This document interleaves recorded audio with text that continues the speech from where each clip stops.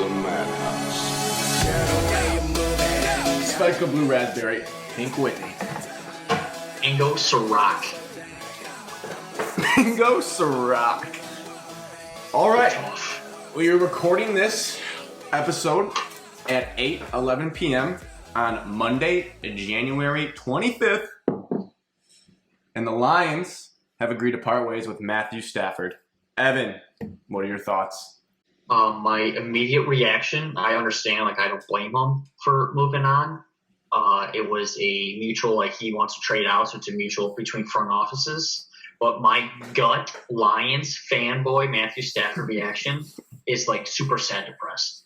I want to just be standing there at Ford Field, just begging him to stay. And I'm for sure the day I see him in a new uniform, I'm going to shed a tear. I'm going to do it. And the number one thing I was thinking about was insert the Terrell Owens meme gif of him just sitting there. That's my quarterback. That's my quarterback. I just feel that is me just cheering on Matthew Stafford. I love number 9. I'm devastated. No, actually. I guess my first reaction was stunned because I honestly did not think that I'd see this day. I didn't think the deal would happen. I mean, it hasn't happened yet, so I guess we should keep that in mind as we definitely assume he's going to be dealt. But yeah, I was stunned, didn't think they'd pull it off, but here we are. Well, someone has to be on the other side of it, so I think it was time. And I don't think there's a better time to do it. That was your immediate reaction to hearing the news. I was ready. I just think we've given him chances to win. Not really, because our organization stinks. He's not going to win here. We've proven we're not going to win here. So I think it's time to have him go to an established franchise, get a shot. He gave everything to City, so there's no hard feelings. But personally, I'm okay with it. I'll miss him, but I think it was time.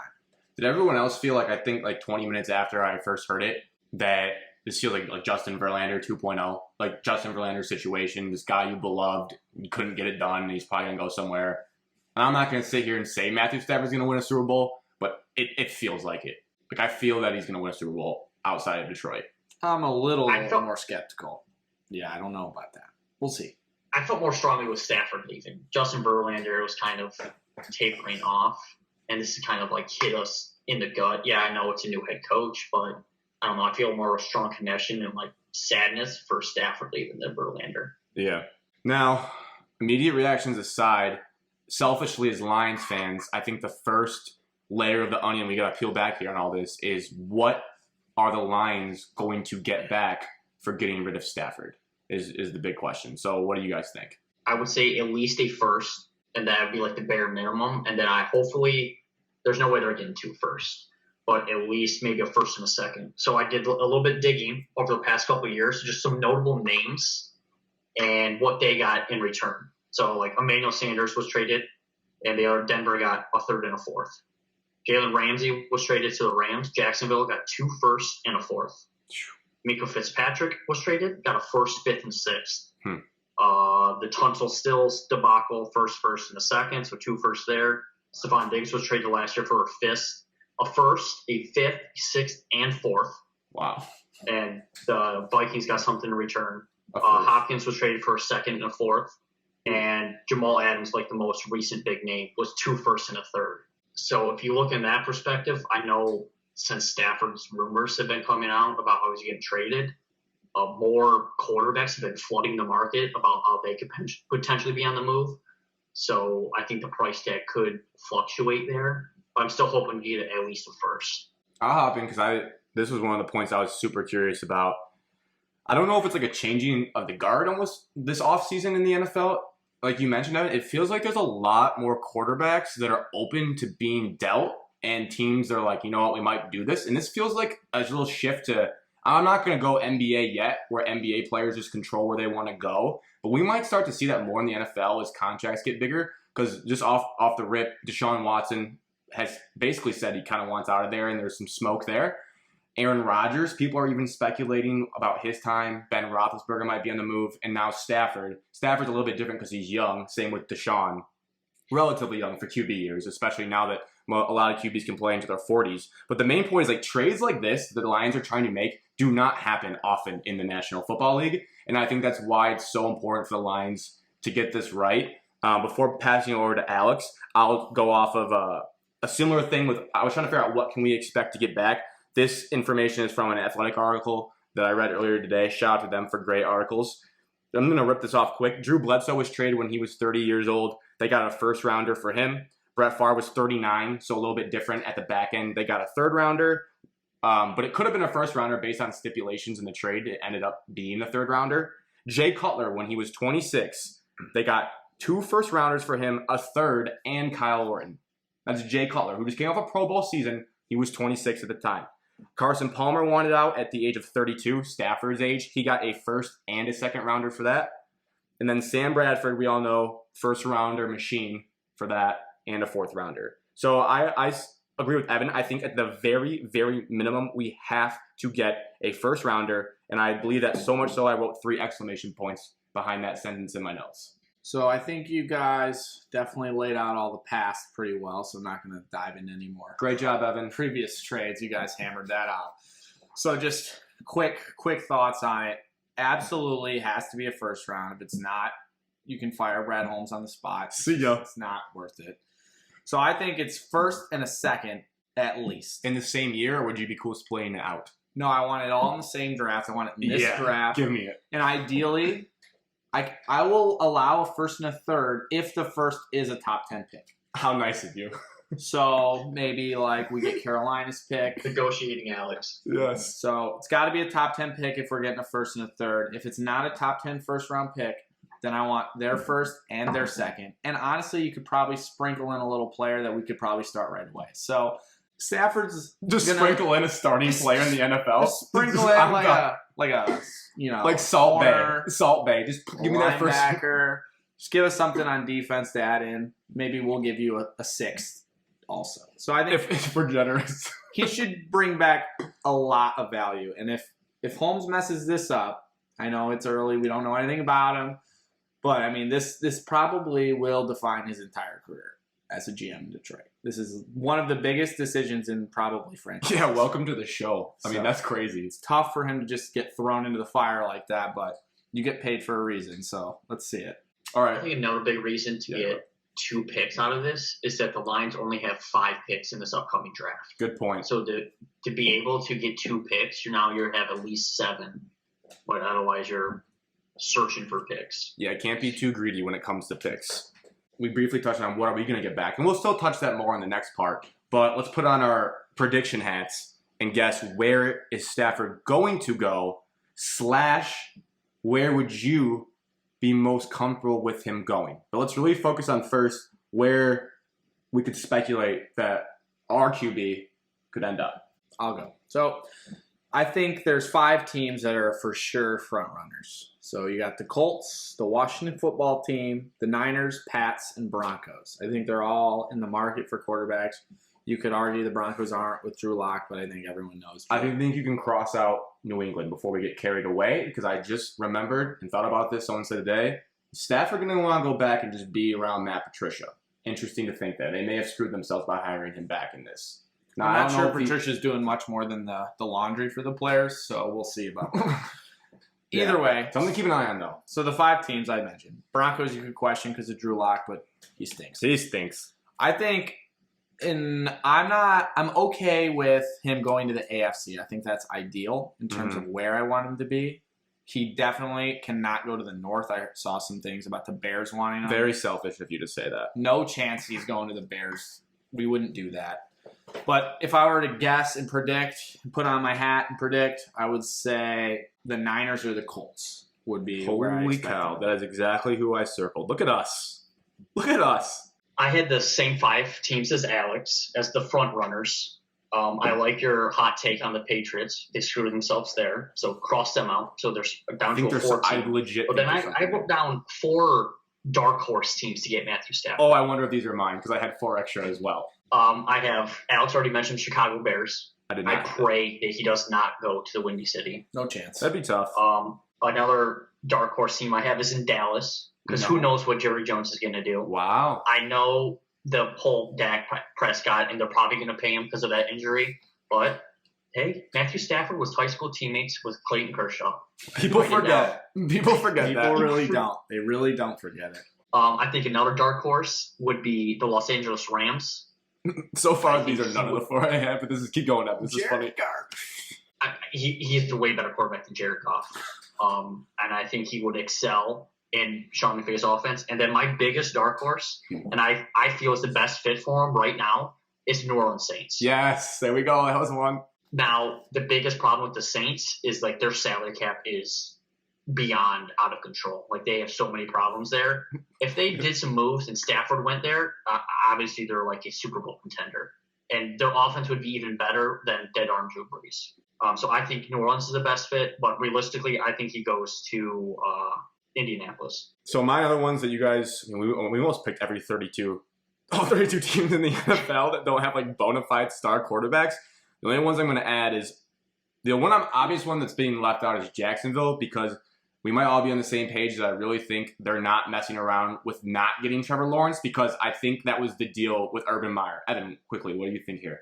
You perked up. I was scrolling through Twitter here, and Ian Rappaport was reporting on NFL Network this morning that if we kept Darrell Bevell, though Matthew Stafford was more likely to stay with the Lions. And that was just some rumors. So there was some fans out there that wishful thinking. We trade Stafford for Jacksonville for first pick, we get Trevor Lawrence. Who says no? Darrell Bevell's now the offensive coordinator in Jacksonville. I think the only person that says no is Urban Meyer, which is why I ruled it out. Like I think the deal with Urban was like you're getting Trevor Lawrence, unless somehow someone convinced Urban that he wants to come to the NFL and work with Matt Stafford as his first guy. I'd be all on board for that. That'd be awesome. I like the way Evan's thinking. Conspiracy theory, connect the dots, guys. But I ruled them out because I really think they're dead set on Lawrence. The other teams I would put in this category are the New York Jets. I just don't know if that franchise has the self-awareness to know they should be tanking like the Lions have been for a long time. They might think that maybe the piece they're missing is a Matthew Stafford quarterback and they want to move on from Darnold. I would say the Carolina Panthers. I know it's a new regime there, but I think we learned this year Teddy Bridgewater may not be your guy. I don't know if they're going to make the playoffs even with him, no matter how many skill guys they get around. And then the other one I had was Pittsburgh. As we know, Roethlisberger is up in the air, and I could see Stafford walking into that team and then being serious contenders in the NFL.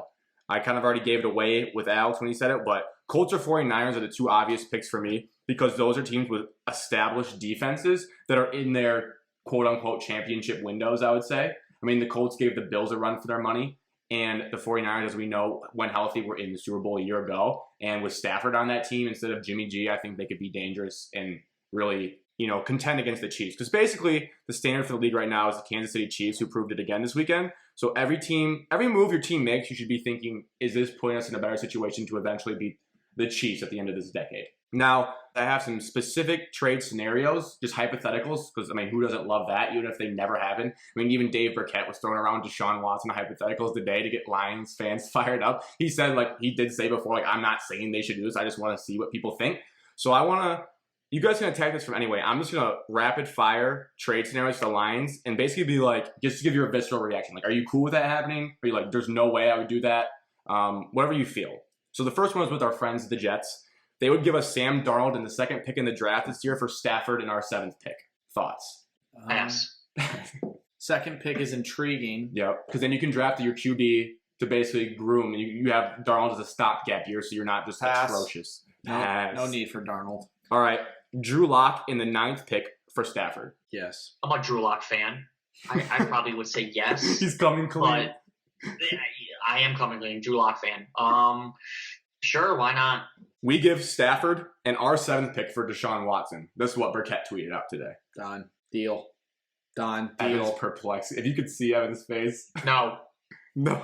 Top 5 quarterback. You're lying, Evan. You're lying. No, I want draft picks. You're just wasting Deshaun Watson in Detroit instead of Houston. You're just changing locations for him. Pass. No. All right. This last one, the Niners give us Jimmy G and their 12th pick for Stafford. Pass. Need more. Not a Jimmy G fan. Pass. More. Hard pass. So the only one you guys I think were cool with was if Drew Lock happened. I'm not really cool with that either. I would probably pass on all these. But you're blind. I'm in on Deshaun Watson just for I would take Deshaun. This is cool. I would take Deshaun. But that's not what we should do. But that would just be the monkey brain in me. Yes, we got Deshaun Watson. I would take Deshaun. That's it. I just don't like giving up our 7th pick when we're trading Stafford also. Agreed. Yeah, no, Like, if we it'd trade be- Stafford, I would like 2 picks in the first round. It'd be so a lot. we keep our own, and then we acquire another one. Yeah, and then the next angle of this, another layer of the onion, which we touched on there, a good foreshadowing, guys, credit to us, is what this means for the Lions' future now. We kind of 2 things combined here is that you have Stafford going to be gone, and also Evan had mentioned in our group chat earlier that the Lions gave Dan Campbell a 6-year contract, which doesn't mean nothing in this league. It does mean something. So with those 2 factors combined, I think this is a clear-cut rebuild city that we're headed for. We are the kings of rebuild city in the NFL. And, I mean, how do you guys think it's going to go? Brad Holmes got a mess. My first thing, as a true Detroit Lions fan, my first thing I would do as Brad Holmes and Dan Campbell, I would walk into the team meeting and just ask anybody, did you play for the Patriots before? Anybody that raises their hands, just cut them. You're cut. Just go around. That would be my first step. First easy step to do. But obviously it's a rebuild. And like I said, with cutting all the Patriots players, you have to get rid of bad contracts now. You have to acquire cap room to be able to make some moves. And you got to be able to get draft picks in return. And then my biggest question mark for here during this rebuild time is what are we going to do with Kenny Golladay? He is one of our best offensive players on our team, and Bob Quinn ruined that relationship.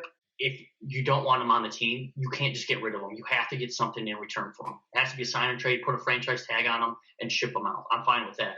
But you can't just let him walk because otherwise we're not utilizing our assets here. Evan, I'll tell you what's going to happen with Kenny Golladay because I wrote that down too. And since we are the Shot of Michigan Sports Podcast, let's just go ahead and metaphorically pour one out for old Kenny Golladay here because I don't think he's coming back. I think it's extremely doubtful that he's a Lion in 2021, which stinks because and to credit to Quinn, that was one of his draft picks that was surprising because I think when I saw his name drafted, I had no idea who that kid was. I think he was a 3rd rounder, and he exceeded expectations. He turned into like a top 15 wideout in this league, the guy, and that regime also pretty much blew it with him, so he'll probably be gone as well. I think that, it's January 25th. I'm not going to just fully declare a rebuild right this second. I think we need to see. I think the writing's on the wall. I think you got to see if you can trade anyone with value right now. So, Stafford, I don't know who else really has any value on our team that isn't young.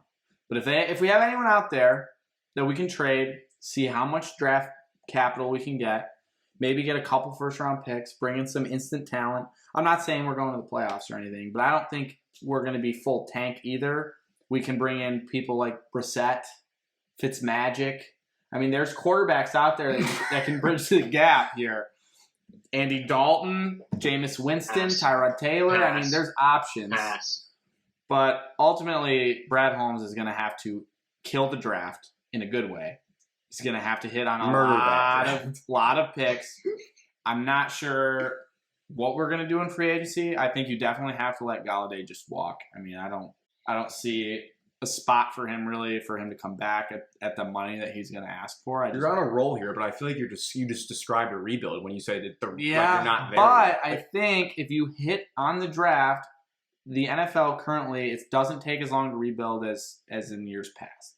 Teams can turn around quick. Washington went, 4-12 last year? Playoffs this year. What if the NFC North stinks? Okay, Evan, we can't let them What if Aaron Rodgers is gone?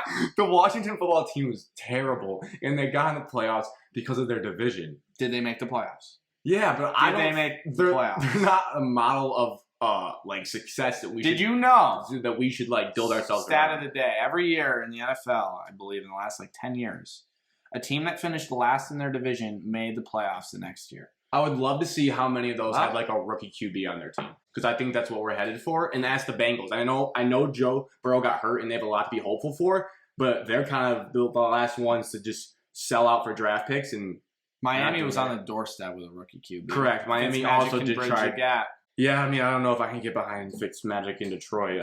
I wasn't ready for that name being thrown out right now. But everything's on the table. I will say this. I don't know if you guys feel the sentiment. And it draws parallels since we are a Michigan sports podcast to the Pistons and how I was excited to see what Troy Weaver was going to do, just blowing everything up. I'm intrigued by this team now. I feel like we're no longer going to be in that no man's land, like basically zombies walking around the NFL, not getting worse, not getting better. I think we're going to rebuild. So I'm interested to see what happens. But with that said, we are going to be terrible. So bad. Every time this all news has been happening, I'd be like, okay, yeah, maybe we'll hit on a draft pick. I just think back to when we played the Bucs without Stafford, and I just want to crawl under a blanket and like go to sleep for a year. Because I just don't know how much of next year is going to be watchable for the Lions. But I'm interested to see what happens.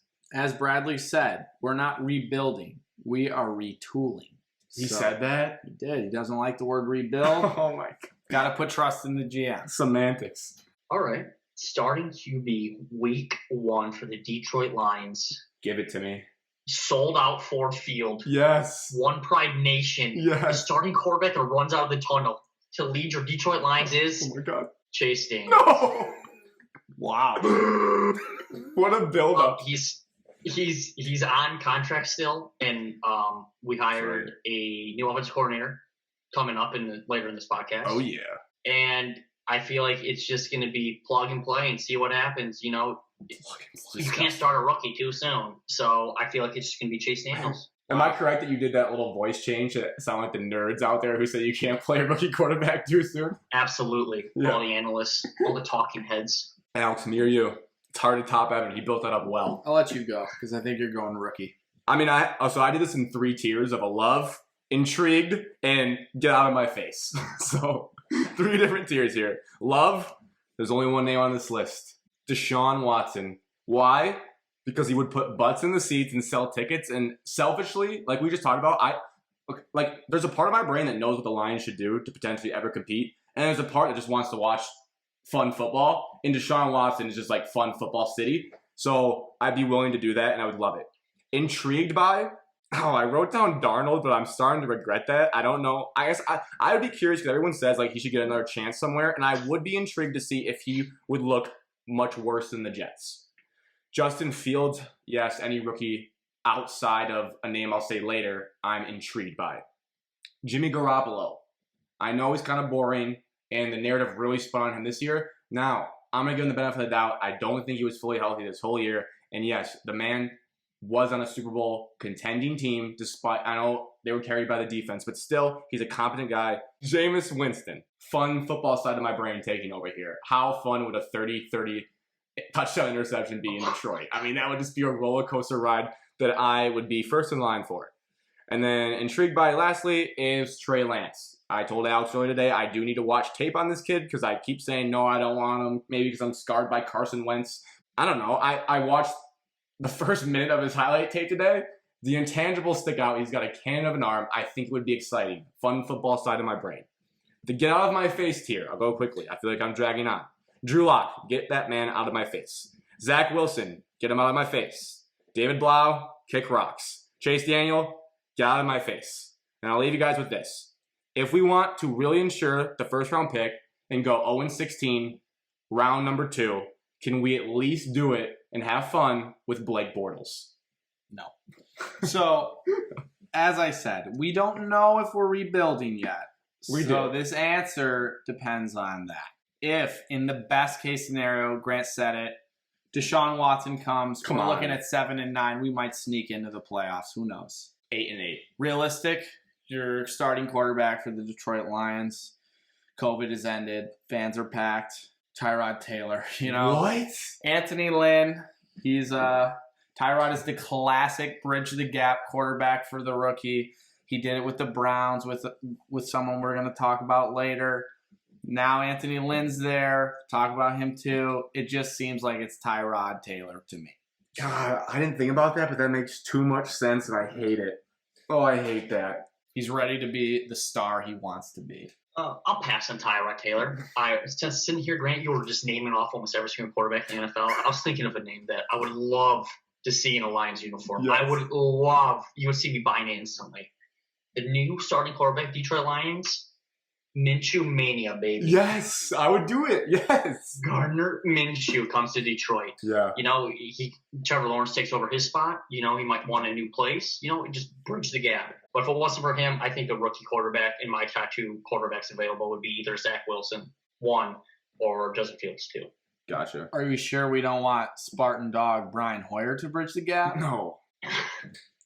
I'm all for it. Drew Stanton coming out of retirement? No, if we're going to be bad, and I think I'm not on the same page, if we're going to be bad, we should have a fun quarterback to be bad with. That's why I would be okay with Fitzpatrick as long as he didn't win us too many games. It's like, at least let me have fun and have a guy that's going to take chances and just have like a fun, we're terrible year. And Minshew, Jameis, Fitzpatrick, let's do it. Now, the most sensible thing is probably to have like a good locker room veteran guy bridge a gap for a rookie. I don't know. I mean, it's boring, but that's probably what we should do. Or just throw a rookie into the fire. I'm fully on board with that. That way they can learn. All right, now staying with the Lions, but transitioning to the coaching and front office side of the ball, it feels like we hired every single person in the league in this last weekend. So I think the best way to attack this is one person at a time. We'll introduce them, give a brief background, and then basically get our thoughts on each guy and just move down the list. First guy I have is who I think is probably most important, is coordinator side of the ball. Could be wrong. But Anthony Lynn, who was the Chargers head coach for the last few seasons, is now our offensive coordinator. I really like the hire. I'm surprised he chose the Lions, first of all. Yeah. I guess there was more teams interested in him. And he decided to come here with Dan Campbell. Mm-hmm. I believe he's had a successful offensive coaching philosophy out in the Chargers. Just don't let him run the 2-minute drill and don't let him be in charge of timeouts, and I'll be totally fine. But I really like the hire. Yeah, I wrote, I love it. Just stay away from the clock, Anthony. I think his head coaching experience is a huge plus, considering Coach Campbell, has no experience. And the things that I read that kind of stood out to me about him is I believe he's a coach that's willing to adapt to the players he has, which is actually a big thing that Campbell talked about in his press conference, is that he wants to put our best on the other team's worst and doesn't really have a set-in-stone philosophy. And I think Anthony Lynn kind of agrees with that. And to back this up, when he was in Buffalo calling plays, he had the #1 rushing offense in the NFL around when LaShawn McCoy was there. And now that he moved to the Chargers, he's had a year where they led the league in passing. So he's been able to be a run-heavy offense and a pass-heavy offense. And considering we're going to have a new QB, a young QB in Detroit, he just had time with Justin Herbert. And I feel like I may have just took all of Alex's points because he was just nodding along profusely. Alex, what are your thoughts on Anthony Lynn? Well, you guys really, killed that. Great job, Evan. So I'll just say this. Dirty Dan is getting people to come to Detroit. Yeah. And that was a big talking point in his interviews and why the Lions hired him, and it's proving true so far. Only other thing I'll say is he was a former NFL running back, and that's going to be a trend in all of our hires as we move forward here. Yeah. And two of these guys, I believe, there may be more, but two that I vividly remember were on Hard Knocks, and so you get to see a little bit more about them. I like Anthony Lynn on their Hard Knocks year. I didn't think thought he was a good players coach. People seem to like him, and so I think it's a good person to bring in.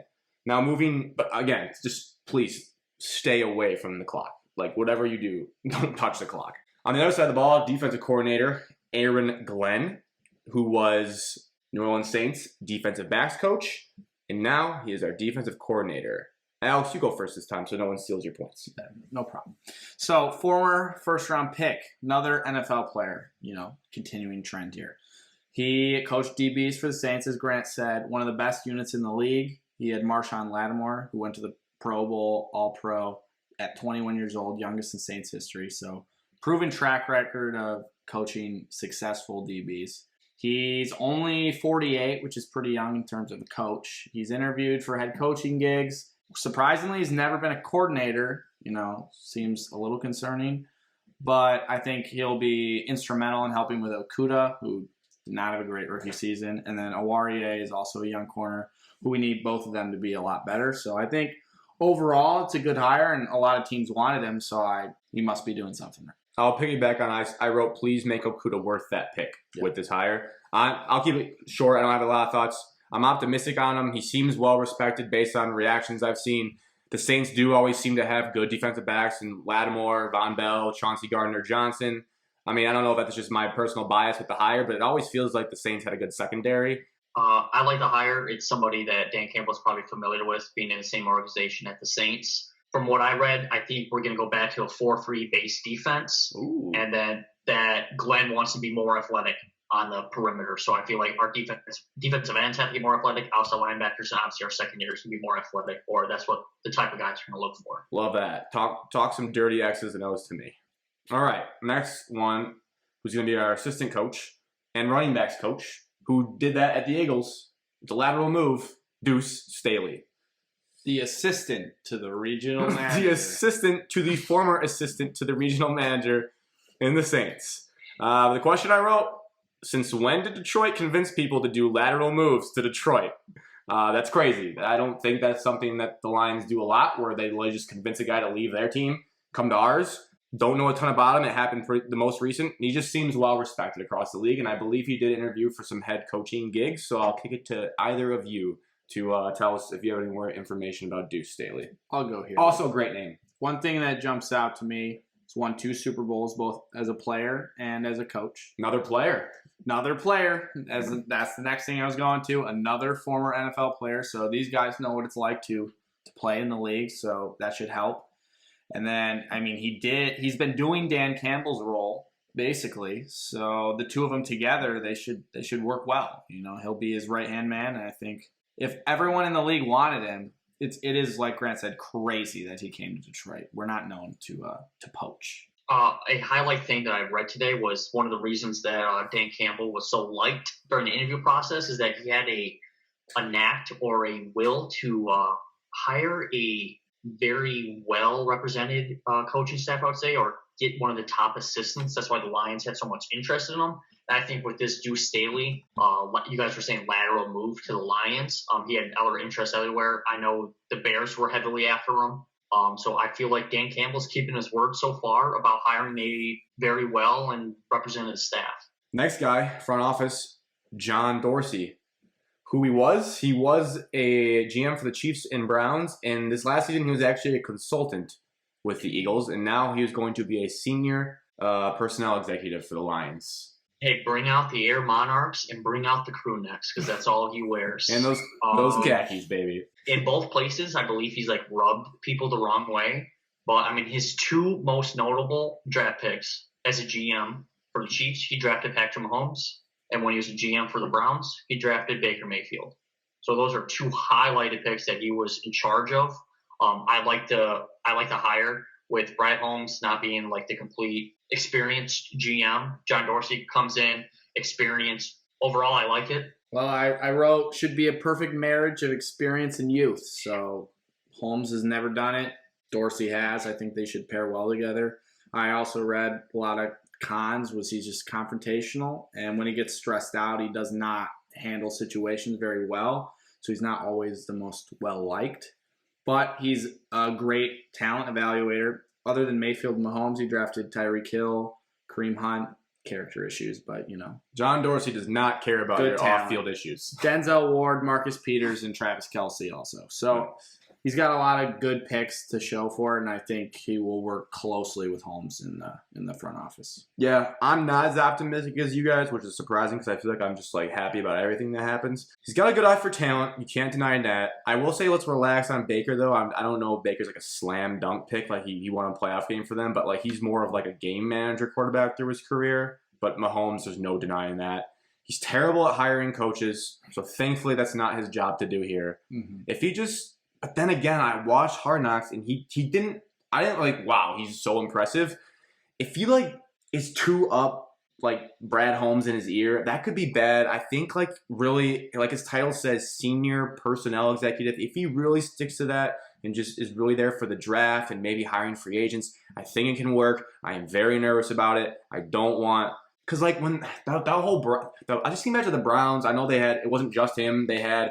You know, Hugh Jackson, and they had, what's the other guy, the offensive coordinator, Todd Haley. I mean, they had some, and Greg Williams, they had some toxic personalities there, but at the end of the day, like, John was in charge of all that, and that did not end well at all. It was an embarrassment to everyone in the league. I just really hope he's, like, on the, you know, he's, like, towards the end of his career, so maybe he's just going to be the relaxed guy on your shoulder that you can bounce ideas off of guy. But I'm definitely hesitant about it, but... Hopefully, we get some draft capital, and he can help us in this upcoming draft. Important note, former NFL player also. Couldn't go without that one being said. Ray Agnew, former NFL player, is going to be our assistant GM. What was he doing before this, you ask? He was the director of pro personnel for the Rams. So Brad Holmes must have had a buddy that wanted to come work with him, and he will, like I said, be Now our assistant GM, I'll go quickly. I don't have a lot on him, but it's nice to have a pro side of the football to balance out Holmes' college scouting side. And it's a good sign overall that he wants to work with Holmes again. So that must mean Holmes is a likable guy enough that he was able to bring a guy from the Rams, similar to how Dan Campbell was able to bring a guy from the Saints. So it seems like our GM and our coach are at least liked guys in this football league, which can only help. Yeah, there's not a lot out there on him. So Grant basically summed most of it up. Hopefully he helps on the pro personnel side. I like the hire. I think it just helps Brad Holmes being a familiar face. This is kind of like his right-hand man. There's somebody to go talk to right away. I mean, he's assistant GM, so he is Brad Holmes' right-hand man and pro scouting. So hopefully it's a perfect match. So to wrap this all up, before we move on to the next topic, I'm going to be honest with you guys. I'm excited, but also super nervous. And I just want to lay out the case and see if I'm overreacting here. So the pros, obviously, is we have a lot of guys that played the game in the National Football League. They're football guys. They were sought after by other teams, and we were able to get them to come to Detroit. And they've proven themselves as a mix of experience and youth. Now on paper, you're like, wow, what could you be upset about, Grant? I just can't help think that there's going to be way too many cooks in the metaphorical kitchen of the Lions front office. I mean, you already have Sheila, which, I mean, she's the owner, but she seems to want to be pretty involved. I know hiring's different. It's her call, but she seems pretty involved in all this. Rod Wood's involved. They hired Spielman on top. I mean, I feel like Spielman's forgotten about now, but he was like the splash hire to start this all off as like an advisor to the team. And now you have all these 5 guys be lasting. Like I said, Dorsey, he's just not going to, I can't picture him just being quiet in a meeting room. It just feels like I compared it to, with actual cooks is like you have like the crazy Swedish chef from the Muppets. You have Gordon Ramsay screaming at him, and then you have Guy Fieri, Dan Campbell, be like, all right, guys, let's just get along. And it's like, this thing could just blow up into a million pieces if these guys can't all tell each other, no, I think you're wrong, we need to do this. And I don't know how, obviously the final decisions you hope are Dan Campbell and Brad Holmes talking from all the input, but I just worry things could get crazy and people could get rubbed the wrong way here. Am I crazy for thinking this, or I mean, how do you guys see it? I see it as you're innocent until you're proven guilty. So it's just way too early to tell, and time will tell. So right now, I'll just be optimistic. There's no point to get worried and upset. We're already a terrible franchise. It can't get too much worse. Facts. I think the older guys will probably hopefully take charge, not in a demonstrative way, but kind of just help guide the younger guys through until they get their feet buried into the ground in Detroit and know what they're doing. So I'm going to be optimistic like Alex. I'm not going to blast anything right away. I'm just hopefully it turns out all right. So pump the brakes over there, Grant. Yeah, I'm going to try. I'm going to keep you guys are like the angels on my shoulder, Tommy. Just relax, Grant. I mean, I kind of like Alex's point. Can it really get much worse? I don't think so. More optimism in Lions land.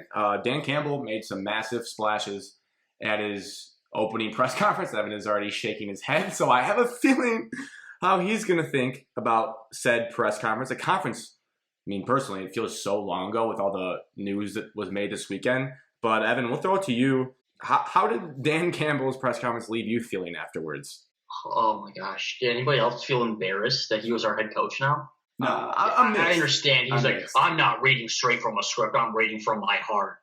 But the whole biting off kneecaps, buddy, get a grip. Go listen to the first podcast from us, and you talk about the football guy. Yeah, there he is, front and center. And the whole Lions staff, he's the dude now. Congrats. Get a new name tag. Yeah. I get he's trying to bring energy into the city and the community, but I was just hoping a little more professionalism up there. Didn't like it. Not a fan of it, but I guess it's his personality. So hopefully he goes plays another record of Metallica and knocks us all out of the park. Metallica. I think quite the opposite. I mean, I think if Dan Metallica didn't have you ready to run through a wall right there, then you weren't listening. Also important, he said he didn't care what the national media thought of his press conference. He was really talking to the city and the fans of Detroit, which I think is important to try to inspire Detroit fans. It's been terrible for us. I think we all know that. If you're listening, you definitely know it. So I liked his energy. Was he a little aggressive on the kneecap biting? Yes. Unsub. Yes, but unsub for sure. I think my biggest takeaway was he truly wants to win here, and I think that is something we need. I never felt anything at all when Patricia talked other than arrogance. So I'm happy that Dan Campbell is here. I guess my main takeaways, I'm going to kind of separate this into Dan Campbell, the person, and Dan Campbell, my head coach, or the Lions head coach. My main thought is him as a person, that he does feel like a very genuine guy. And the reasoning is just, I'm sure if you look at Lions head coach introductory press conferences throughout history, that a lot of them have played on the whole blue-collar, hard-working town type mentality. I guarantee if you look at like old ones like Mariucci, all the guys down the line, like they probably talked about how they want to, have a tough team for this type of city. But it was just the way Dan said it. I just felt like it made it more real. Like he wasn't just BSing. Like it wasn't just some PR quote he was given to say, yeah, it's a blue-collar city. We want to play for you like that. So I like that he's genuine. And at the end of the day, like I really want to root for him to succeed, because I think he's like I keep saying genuine, but it's the word that came to mind was like, yeah, he's a guy that you want to play for and that I want to succeed. Now, as the head coach of the Detroit Lions, I'm kind of nervous and skeptical about all of his in-game abilities and clock situational. Like, I don't know why that press conference made me feel that way. Maybe because he, like Evan said, he just seemed like kind of frazzled the whole time off script. So what happens when you're in the heat of the moment in a football game and things aren't going the way you planned and you got to adjust on the fly?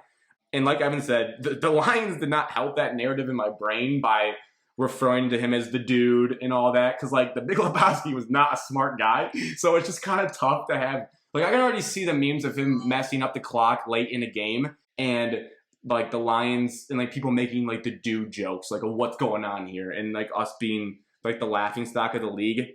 But the one part that he said about it is that he really talked about wanting to work with Brad Holmes hand in hand and being okay with people telling him that they don't agree with his ideas. Like he doesn't want a bunch of yes men. And I think that's a good shift from Patricia, who always felt like Patricia was like Patricia's way or the highway, and he knew better than everyone else. I do not think Dan Campbell thinks he's better than everyone else, and I think he will take criticism or outside thoughts, like he'll really consider them, is what I'm trying to say. So, I don't know. Overall, mixed. Good clips, though. It's good for us as fans, because like his press conferences are going to be very fun, like going forward. I mean, that press conference was all over social media. You couldn't get away from it. No, I mean, he was on Good Morning Football. They were talking about it. He was on ESPN.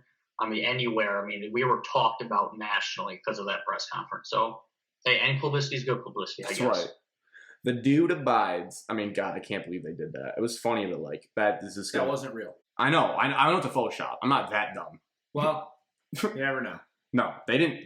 But they actually did Photoshop it and post it online. Yeah, they did do that, which just sets us up like for jokes, like on the back end if he messes stuff up in game. But until that happens, we won't worry about it. He is the dude until that. All right, shifting from Lions now away from that. The only other really interesting thing, I guess, or thing that should be mentioned on the Michigan Sports Pod is Michigan basketball took care of Purdue on Friday night, 70-53. As the Michigan fan on the pod, I will briefly run through this. Hand up. I did not watch the game. We were celebrating co-host Evan's 24th birthday, and I don't regret missing the game. But I watched the highlights, so I can speak to you from highlights, and I would never try to steer you wrong. The number 4 team in the country, currently, was carried by Isaiah Livers in this game. He just can't seem to miss. He's like really efficient shooting. He's not taking a ton of shots as lead scorers usually do. He's making the most of his shots. So he can continue to carry Michigan through games. On the negative side, because it can't all be sunshine and rainbows, it was a quiet night for Hunter Dickinson again. Michigan is going to need him to be playing near his best in March to really contend for a title, especially with teams like Baylor and Gonzaga out there lurking. The bright side was that Michigan had suffocating defense, which is nice to know they can win through having 90-point offensive showings, or they can hold a team to 53 if needed. And the game was pretty much wrapped up by halftime. It was one of those ones where you're up by 13 or so at halftime and your defense is playing so well and Purdue's not a powerhouse that you felt like the game was pretty much intact by halftime, which is always nice to have. Now, where we shift, where it's kind of a double whammy for everyone on the show, the Michigan State fans as well, Michigan now has a COVID pause for 14 days. Surprisingly enough, it was not from the basketball team, because I remember we were talking about before that Purdue had a player test positive. It was like, yep, let's let this game rip. So I could have swore, I said I think Michigan was shut down from COVID after this game, because how is someone not going to get it? Turns out they were fine, but someone in the athletic department tested positive for it. like in Michigan sports. So the athletic department is shutting down for 14 days, which means that the scheduled Michigan State game is postponed. So what was your guys' reaction to that? Well, I think it's a real bummer. Just Michigan ducking opponents again. Ducked Ohio State. Ducking up. No, I'm just kidding. But yeah, I mean, it sucks that game's not going to be played on that date, but I still think they'll find a way to play twice this year, so I'm not losing sleep over it. I did write 2 things about the Michigan-Purdue game because, got to do my research. Dickinson is struggling. He's in quite the slump. I think that's a bit of a concern for Michigan. But on the flip side, I also wrote that Michigan proved it can win both the flashy way and the gritty way. So that's what you're looking for in the tournament. Evan. I think it hurt the canceled game. I think it hurts Michigan State more than it does Michigan because Michigan was only had a couple games maybe earlier in the year canceled. Where Michigan State's on this over 2 weeks without playing a game now. So maybe if those games never get made up, it might hurt Michigan State down the stretch. Yeah. I've still take away from the Michigan-Purdue game, if you would have told me that Purdue is going to shoot 10 more shots and have 10 more offensive rebounds than Michigan, I would have thought Purdue would have won the game. Yeah, wow. But Purdue shot 30% from the field. Compared to Michigan's 43%. So, like Rand said, Michigan's defense showed up to play. And I guess my biggest takeaway from the Michigan game, looking at the box score, Isaiah Livers played 39 minutes. There's only 40 minutes in a basketball game in college. Checks out. Math checks out. Is there a depth problem at Michigan, or is he just capable of playing that many minutes? I mean, he might cause concerns for minutes down the stretch, but if he's your best player and he can do it for the entire season, I hope he doesn't need to play 39 minutes. I mean, they won by 17. That's the biggest thing that sticks out is playing 39 minutes. Yeah. No, it's a good point. Get a break. Like you said, it can't be all sunshine and rainbows. I will say, I obviously more, but it really seems like Eli Brooks plays, like their defense is great, and in the game he misses, they lose. So I have to keep giving respect to Eli Brooks because I never thought of him in my brain is that way, but I think he really is critical to this team. And as we know, with those minutes, they can't afford to be losing people. Before we move on to the very last topic, I do want to say there's a little bit of concern in my brain. I'll just let you guys sit with this. We don't need to comment back, but that game that's being postponed, I could easily see being canceled because if they're going to try to make it up on the back end, I don't know if they would do a back-to-back like that to end the season. It'd be electric. Don't get me wrong. It'd be awesome if they did some sort of back-to-back, but it makes it a little bit stickier considering the last game of the season it's already supposed to be at Michigan State. Very curious to see if they just pull the trigger and go the next day or the day after they go to Michigan and play before conference tournaments. So it's very interesting. Big Ten has a lot of scheduling to do. There's no doubt. Yeah, that's a tough job. Who's ever doing that? All right, let's wrap out the show today with our last segment. This one generically titled Memory Lane. And as so faint as it can be, we're going to end the show with what is your favorite memory of Matthew Stafford as a Detroit Lion? Who would like to start? I'll go first so no one takes mine. So selfish. Wow, greedy. Wow. I felt like a lot of things have been taken from me in this podcast, so I think I earned it. I'll go. So there's 2 moments. I won't say the other one because I know someone's going to take it. I think I know Grant's, so I'll go with my other one. Evan, you want to bet? I can guarantee Alex does not know mine unless he's looking at my sheet right now. I'm going to move it. Well, on that note, then I'll go with Matthew Stafford against the Cowboys with the fake spike, the dive over the pile. It was just an awesome game. I remember when I was watching it, we were actually winning games. It was cool. We didn't look like losers. We beat the Cowboys, America's team. No one even knew the play, and he just dove in. So, yeah, it was an awesome moment. And on that note also, though, I'm ready to move on from Stafford, too. You don't mean that. Evan, can you do your Riley impression? One of the great NFL audio clips of Matthew Stafford is, you try to get up to the line, and Stafford is just screaming out, Riley! Trying to get Riley Reef's big ass down to get lined up. I mean, go check it out. Go find the clip and check it out. All right, Evan, I guess you go next. My favorite Matthew Stafford memory, I don't know if I have per se one game. I think just watching him throw the football would be some of my favorite memories. Just a Puritan like guy. The Chiefs game at home a couple years ago or last year, where he fitted into the window between 4 guys. Yeah. Not that many people can do that. The no-look pass to the Titans this year. Yep. I think he threw 54 touchdowns to Calvin Johnson. Go find that clip on Twitter because there's like almost a 9-minute 54 touchdown video. I had to watch that, shed a tear. I would never forget. I guess one of the touchdowns I'll never forget is a Monday night game. Like I think it was like the first Monday night game of the year against the Giants. Stafford rolled out right and just flicked a little sidearm. Calvin Johnson laid out in the back of the end zone for a touchdown. I'm going to miss Stafford. Yeah, I was there. Not a big deal.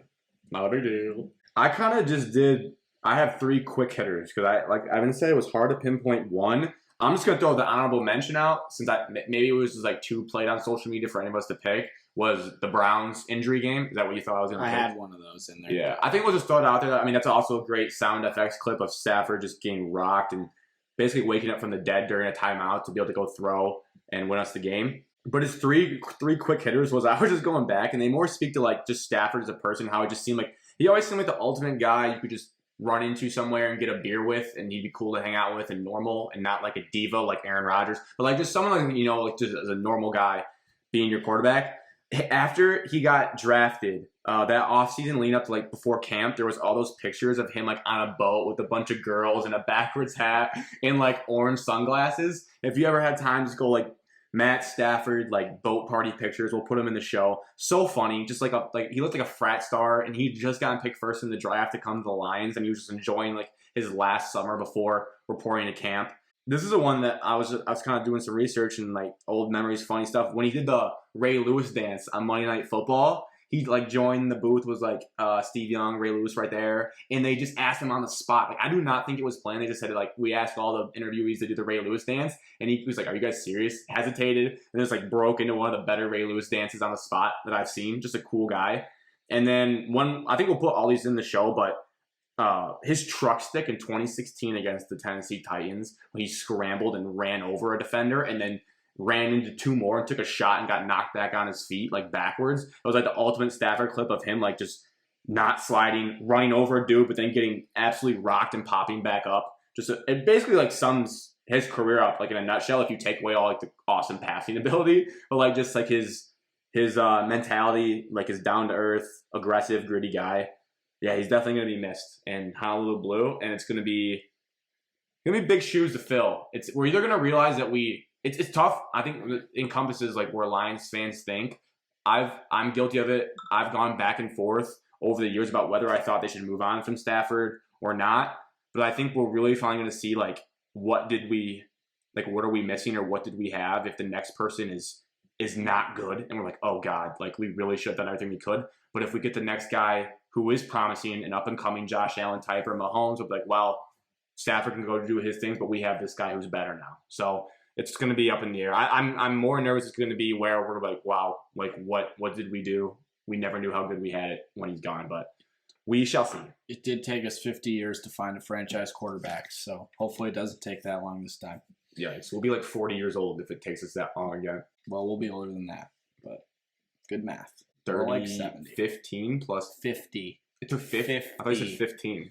5-0. A true franchise quarterback. All right, yeah, then we'd be way older than 40 if that happens. Yeah. All right, so the housekeeping.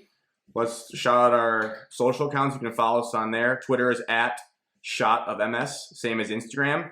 TikTok is @ShotOfMichiganSports. Our email is shotofmichigansports@gmail.com. The email is really good for if you want to be involved with the show and submit any questions or want to tell us a story and get our opinion on it. Maybe we'll do some life advice because of all our great life knowledge. Just email shotofmichigansports@gmail.com. If that's too much for you, just DM us on one of the social accounts. For this, you can listen to this on Apple, Spotify, and YouTube as well. Please, it'd be awesome if you guys could rate and review the podcast on either of those platforms. It helps more people see the show, bumps us up in whatever algorithm there is. Subscribe to the YouTube channel. And yeah, like we said, we'd love for you guys to join in on the show by asking questions on any of those accounts or letting us know your thoughts. So, cheers. Cheers to episode 2.